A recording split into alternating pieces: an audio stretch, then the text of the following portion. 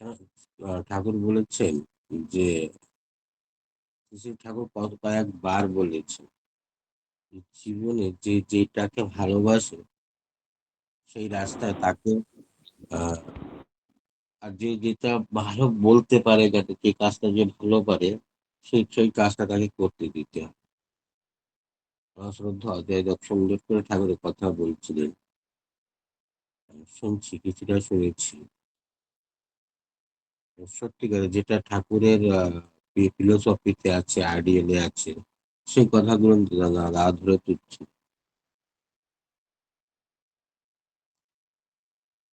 বড় কথা যে আমি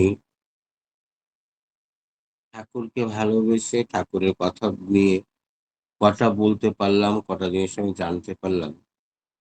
নিজেরকে নিজের আয়ত্তের ভিতরে থেকে নিজেকে পরিবর্তন কতটা করতে পারলাম।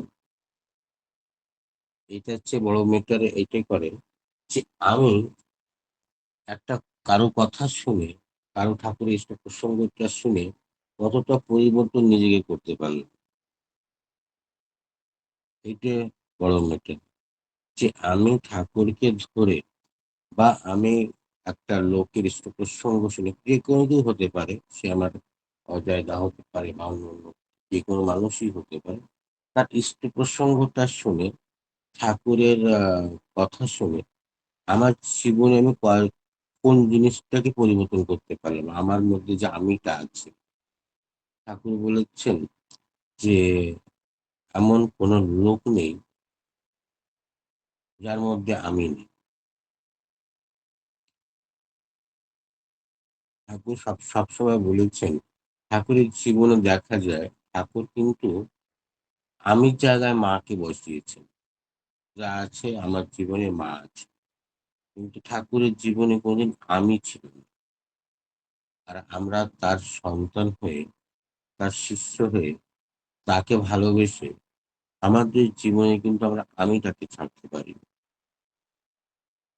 সত্যি করে যদি তাকে ভালোবাসতে হয় আর তাকে যদি জানতে হয়, তার জীবনীটাকে একটু পড়তে হবে। তার উনার জীবনীটা এতটা নিষ্পাপ, নিষ্দাগ আছে যে আমি উনার ভিতরে নেই। কিন্তু আবার বলেছে যে আমি নিজের তত্ত্বকে কাউকে ভালোবাসি না। নিজের তত্ত্বটা কি? নিজের তত্ত্ব মানে আমি যেটা ঠাকুরকে ধরে নিজের সর্বস্ব হারিয়ে কাউকে ভালোবেসে। আমার সর্বস্বটা কি? আমার ওই সনাতন রীতি-রেওয়াজ। আমি হিন্দু তত্ত্ব থেকে আ আমি ওটা ধারণ করে আমার ঠাকুরকে নিয়ে সনাতন ধর্মটাকে নিয়ে উম আমার ভিতরে রেখে আমার পরম পিতাকে ছেড়ে আমি কিন্তু আর কাউকে ভালোবাসব না। এটা আমি বুঝি যে নিজের তত্ত্বকে আ ছেড়ে অন্য কাউকে ভালোবাসে না। ঠাকুর সত্যনারায়ণ শরণটা বলেছেন যে নিজের তত্ত্ব হারিয়ে কাউকে ভালোবেসে না। তাহলে নিজের আ সর্বনাশের আ গতি তুমি খুব চরম সীমায় পৌঁছে যাবে। নিজের তত্ত্বটা কি? যে আমার জীবনে ঠাকুর নিযুক্ত হলেন সবচেয়ে বড় তত্ত্বটা। ওটা কি? ওটাকে নিয়ে এইভাবে মাতলাব আমার জীবনের সর্বস্ব ঠাকুর।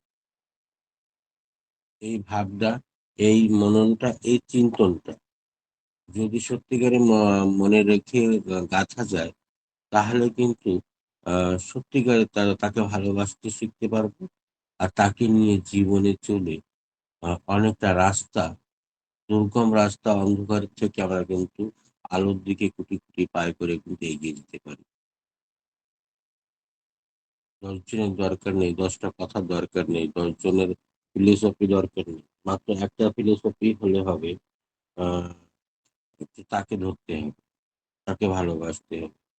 আর তার নীতি বিধানগুলো নিয়ে চলতে হবে। ঠাকুর সবসময় বলেছেন যে, "নিজে বাড়ো, নিজে চলো।" তার জন্য ঠাকুর কয়েকটা গ্রন্থ, কয়েকটা হাজারো বাণী দিয়ে গেছেন। পানিগ্রহণ কার জন্য? শ্রী, শ্রী বড়দা বলেছেন আমার জন্য। আর আমরা চিন্তা করি ওটা আর কারোর জন্য হবে। কিন্তু এটা আমি কখনো চিন্তা করছি না, প্রত্যেকে কোন বাণীটা আমার, আর কোন বাণীটা আমার জীবনে প্রয়োজন। কোন বাণীটাকে নিয়ে আমি যদি একটা বাণী আমার জীবনকে আ ধরে রাখতে পারি জীবনে, তাহলে আমার জীবনটা কিন্তু পুরো জীবনটা গোটা জীবনটাই পরিবর্তন হয়ে যেতে পারে। আমরা কিন্তু সেটা করছি। খালি আ ঠাকুরের নাম করছি। ঠাকুর বলেছেন ২৪ ঘন্টায় নামে থাকতে। আর যে ধ্যানে বসো তো নাম নীল স্পাইনাল কর্ডটাকে ন্যানুলাটাকে সোজা করে তুমি যেভাবে বসো সেটা চলবে। বসাটা যেকোনো আসনে চলবে। কিন্তু নিউলাটা যেন সোজা থাকে। প্রচন্ড বেগে ঠাকুরের ভাষায় বলছেন যে ঠাকুর বলছেন পাঞ্জাব মেরের মতন। তখনের সবচেয়ে ভালো আর স্পিড ট্রেন ছিল সেটা হলো পাঞ্জাব।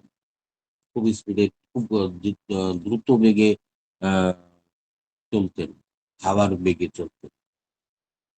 এখনই হয়তো সময় চেঞ্জ হয়েছে, টেকনিক্যাল প প পরিবর্তন হয়েছে। এখন আরো আরো অনেক, অনেক ট্রেনটা বেরিয়েছে। কিন্তু ঠাকুরের আমলে কিন্তু ওটা ছিল। পাঞ্জাব ট্রেনের মতো নাম করতে পেরেছি। আমি কতটা সেটা করছি। আমার জীবনে ঠাকুরকে ধরে আমি কতটা উপলব্ধি করতে পারলাম। নিজেকে আমিকে সরিয়ে সেখানে ঠাকুরকে কতটা বসাতে পেরেছি। নিজেকে কখনো আয়নার সামনে দাঁড়িয়ে এটা চোখের সঙ্গে চোখ মিলিয়ে বলতে পারছি আমি যে সত্যি করে আমি ঠাকুরের নীতি বিধানগুলো নিয়ে চলেছি। নিজেকে আ সবার সামনে ভালো করার জন্য আমি এখানে এসে দুটো ঠাকুরের কথা বললাম। আর নিজের আয়ত্তটাকে নিজেকে আ ডেভেলপ করলাম। এটা কি সত্যিকারের ঠাকুরকে ভালোবাসা? আমি যদি সত্যিকারের ঠাকুরকে ভালোবাসি, তাহলে পশু, পাখি, আশেপাশের লোক সবাই কিন্তু আমাকে ভালোবাসা শুরু। আর যদি আমি নিজেকে নিজেই ভালোবাসলাম, বাকি আমাকে কেউ ভালো না বাসলো, আমি কাউকে নিয়ে চলতে না পারলাম, কারোর দুঃখে সুখে সুখে দুঃখে তার পাশে গিয়ে যদি দাঁড়াতে না পারলাম, তাহলে সত্যিকারে কি আমি ঠাকুরকে ভালোবেসেছি? ঠাকুর ওই এক আ মোমেডিয়ান ভাই রাতে পড়ে যায়। আর তো গাড্ডার ভেতরে, জলের ভিতরে। সেখান থেকে ঠাকুর আ ওকে উঠিয়ে নিয়ে আসেন। নিজের নতুন জামা অনেক কষ্ট করে মাতা মনমোহিনী দেবী অনেক কষ্ট করে তাকে একটা জামা কিনে দেন। ওই জামাটাও তাকে দিয়ে খালি গায়ে ঘরে চলে আসে। এই যে ঠাকুরের একটা ছোট্ট একটা অবদান, ছোট্ট একটা ঠাকুর আমাকে করিয়ে দেখিয়েছে। আমি কি করতে পেরেছি? আমি কি সেটা মনে রেখে সেটা তুলতে পেরেছি? আমি তো আর এই দেখছি আমার পাশের আড়োশি-পড়োশির লোক যদি একটু ভালো থাকছে, একটু ভালো খাচ্ছে, একটু ভালো পড়ছে, তাহলে আমার মনে কিন্তু একটা সন্দেহ বা দাগ দাঁড়িয়ে যাচ্ছে। নিশ্চয়ই ২ নম্বরি কোনো একটা ধান্দা করে পয়সা কামাবে। আরে সেটা তার সে দেখুক না, পরমপিতা তো আছে। সেটা দেখার আমার দেখার কি প্রয়োজন আছে? সে ভালো আছে, পরমপিতা আরো ওকে ভালো করুক, আরো ওকে দিক যেন আরো ভালো থাকতে পারে। সেটা বাদ দিয়ে ও কেন ভালো আছে? দুটো গরু এক জায়গা হয়ে যাচ্ছে চিন্তা করতে, করতে আমাদের যে কেন ভালো আছে? নিশ্চয়ই ও তো কোনো ২ নম্বরই ধান্দা করছে। ২ নম্বরই কি আর ৫ নম্বরই করুক তাতে কি আছে? সে দেখার আমি কে? আমি ঠাকুরকে কতটা ভালোবাসলাম। ঠাকুরের রীতি-রিবাজ নিয়ে কতটা আমি চললাম, আগে সেইটা দেখার দরকার। সেইটা নিয়ে চলার দরকার। তাহলে জীবনে অনেকটা আগে বেড়তে পারবো, ঠাকুরকে ভালোবাসতে পারবো। আর তাকে ভালোবাসতে গেলে, তাকে নিয়ে চলতে গেলে অনেকটা ঝড় ব্যবধান সামনে আসবে। তার থেকে তার তাকে ও ভালোবাসতে গেলে, তাকে নিয়ে চলতে গেলে অনেকটা সমস্যা সামনে এসে দাঁড়িয়ে যাবে। নিজের বন্ধু বা বান্ধবও আমাকে পাগল বলবে, ঠাকুর পাগলা বলবে, মাতোহারার মতন দেখা যাবে। হোক না, তাতে কি হয়েছে? এটা একটা ভক্তের লক্ষণ। সত্যিকারে যদি ভক্ত হয়, তো ওই দেখুন গহর ভাই, যে আমি কিছুদিন আগে বলেছিলাম যে পাবনায় যে কুষ্টিয়াতে যে গহর দাদা ছিলেন, ঠাকুরকে কতটা ভালোবাসতেন, আর ঠাকুর তাকে কতটা ভালোবাসতেন,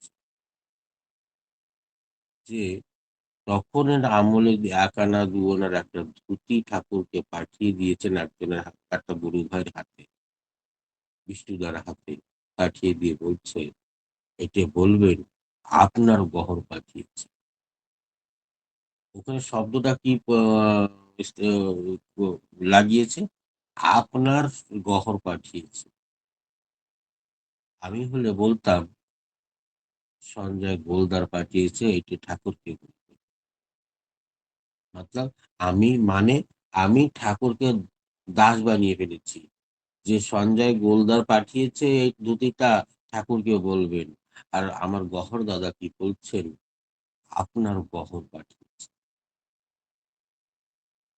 এই ছোট্ট ছোট্ট শব্দগুলো, ছোট্ট ছোট্ট জিনিসগুলো যদি আমরা আহ সত্যিকার একটু চিন্তা করি, তাহলে আমার মধ্যে আর ওই ঘরের মধ্যে কতটা পরিবর্তন হতে পারে। ওই আহ দাকে যখন দেন ওই ধুতিটা নিয়ে, যখন বগলে নিয়ে চলে আসেন, আগের কালের লোকে তো এই ধুতি ছিল, ঋত্বিকরা একটা ধুতি গায়ে দিতেন বা কাঁধে থাকতেন। ওই ধুতিটাকে সরিয়ে গায়ে পেঁচিয়ে বগলে চেপে নিয়ে আসছেন। যখন ঠাকুরকে প্রণাম করতে যাচ্ছেন, আশেপাশে দেখছেন বুদ্ধিমতো অনেক পাণ্ডিত্য লোক ঠাকুরকে ঘিরে বসে আছে। হেমকবিদা, শরৎচন্দ্র দা, অনেকটা হেমকবিতা, শরৎচন্দ্র দা, মুখোপাধ্যায় দা, অনেকটা মানুষ ঠাকুরকে ধরে ঘিরে বসে আছে। ওনার বিষ্ণুদা একটু লজ্জা বোধ হলো, যে গহরে এক আনা দুই আনার মোটা কাপড়ের ধুতি ঠাকুরকে কিভাবে দেবে। ঠাকুরের সামনে দেখা যাচ্ছে অনেকটা পাত্র রাখা আছে, সেই পাত্রই মোটা দামের আহ প্রণামী বা মোটা অঙ্কের প্রণামী ওখানে। সেটা দেখে মনে একটু দ্বিধা বোধ হলো বিষ্ণুদার। ও কিন্তু ঠাকুরকে সেই ধুতিটা দিলেন, ও বগলে চাপা রেখে রেখে দিয়েছে। কিন্তু ঠাকুর অন্তর্যামী, তার তার চোখে ফাঁকি দেওয়া, তাকে ফাঁকি দিতে গেলে কয়েকটা জীবন আমাদের পেরিয়ে যাবে, কিন্তু তাকে দিতে পারবে না। তখন ঠাকুর বলছেন, বিষ্ণুদা আইয়েছেন? বললে হ্যাঁ ঠাকুর এসেছি। কুষ্টিয়াতে সবাই ভালো আছে? কয় হ্যাঁ ভালো আছে। আহ আনন্দবাজার কি নিয়েছেন? কয় না। যান, আগে গিয়ে আনন্দবাজারে খাইয়ে আসেন, তারপরে বসে খেউরি করা যাবে। খেউরি মানে ঠাকুরের ভাষায় আহ বসে আড্ডা করা যায়। বলে আজ্ঞে। তাই বলে ঠাকুরের প্রণাম করে ৮-১০ পাও হেঁটেছে, আবার ঠাকুর পিছন থেকে ডাক দিয়েছে, ও বিষ্ণুদা। বলে আজ্ঞে ঠাকুর। সবাই ভালো আছে তো? বলে হ্যাঁ ভালো আছে। আমার বহর কিছু পাঠাইনি। দেখুন, ঠাকুরের আর ভক্তের আর ঠাকুরের মধ্যে কি একটা আন্তরিকতা, ভালোবাসা। আমার গহর কিছু আমার জন্য পাঠায়নি। তখন বিষ্ণুদা ধরা পড়ে গেলেন। বিষ্ণুদা ওই বগলের থেকে, কাকের থেকে ধুতিটা বের করে ঠাকুরকে দিয়ে প্রণাম করছেন, যে ঠাকুর, এই ধুতিটা গহর আপনার জন্য পাঠিয়েছে। তখন ঠাকুর ছোট বাচ্চার মতন, একটা বাচ্চাকে যখন খুব কান্নাকাটি করে, তাকে একটা জামা বা একটা খেলনা বা খেলনা তার হাতে দিলে কেমন খুশি হয়ে যায়, কেমন খুশি হয়ে ওই শহীদ আহ পদ্মার আসনে যেটা বসে আছে সেখান থেকে নেমে এসে পুঁতিটাকে তার হাতে নিয়ে সবার সামনে ধুতিটা খুলে ফেললেন। খুলে ফেলে নিজের গায়ে জড়িয়ে নিলেন। উত্তরে রেখে আছে বড়, বড় মোটা ধুতি, মোটা কাপড়ে সুন্দর, সুন্দর দামি, দামি কাপড়-চোপড় রাখা আছে। ধুতি রাখা, জুতোই রাখা ছিল। তা ঠাকুর ছুঁলেননি। ওই গহরে ২ আনা ধুতিটা নিজে খুলে গায়ে পেঁচিয়ে বলছে, সবাইকে বলছে, "হেমদা দেখুন ও আমার গহর পাঠিয়েছে। এই শালা বিষ্টু ডাকাতগুলাকে এ আমার কাছ থেকে লুকিয়ে রেখেছিল। এই ধুতিটা আমাকে দিচ্ছিল না।" সবাই ওই ছোট, ছোট বাচ্চা মানুষের মতন ঠাকুর হাউ, হাউ করে সবার কাছে যাচ্ছে। আর বলছেন যে, "হেমদা দেখুন এই আমার গহর পাঠিয়েছে।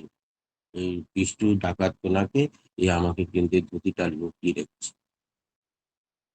এই হলো ভক্তের আর ঠাকুরের মধ্যে একটা ভালোবাসা সৃষ্টি। এটা কি আমি করতে পেরেছি? ওই হেমদাকে দেখুন, হেমদা ঠাকুরের শরণে এসে একটা কবি হয়ে দাঁড়িয়েছে। যে হেমদা মদ ছাড়া থাকতেন না। আর সৎসঙ্গে এসে অনেকটা সৎসঙ্গ কুৎসিত হয়েছে ওর জন্য। বাইরে কথা ছড়িয়ে পড়েছে যে হেমদা মদ খায় আর সৎসঙ্গ তাকে মদ খাওয়ায়। সৎসঙ্গের ভিতরে মদের কারখানা ব্যবসা হচ্ছে। এ কথা কিন্তু ঠাকুরকে শুনতে বা এই দাগটা তার জীবনে লেগেছে। কার জন্য? ভক্তের জন্য। তাকে ভালোবাসে বলে। তবু তাকে কিন্তু আশ্রম থেকে বার করেননি। ও ঠাকুর জানতেন যে একদিন আ হেমদার জীবনে এমন একটা পরিবর্তন ঘটবে যেটা লিপিবদ্ধ হয়ে বইতে থেকে যাবে। আর সারাটা জীবন মানুষ ওকে দেখে নিজের জীবনটাকে পরিবর্তন করতে পারে। এমন উম ব্যক্তিত্ব, এমন সুন্দর চিন্তা, এমন সুন্দর মনন কার হতে পারে? যখন মুখোপাধ্যায়দা আ শরৎদা ওকে বলছেন হেমদাকে, "হেমদা আপনি ঠাকুরের শরণে এসে, আশ্রয়ে এসে না হ্যাঁ, আশ্রয়ে এসে আ জীবনটা অনেক পরিবর্তন করে ফেলেছেন। আপনি আগে কি ছিলেন আর কি হয়ে গেছেন, এটা কিন্তু একটা বিরাট প্রাপ্তি করেছেন। আপনার জীবনে একটা ঘটনা ঘটিয়েছে।" তখন হেমকবিরা বলছেন যে, "এই হেমকবিকে কেউ আশ্রয় দিতে পারেনি। ঠাকুর আমাকে প্রশ্রয় দিয়েছে।"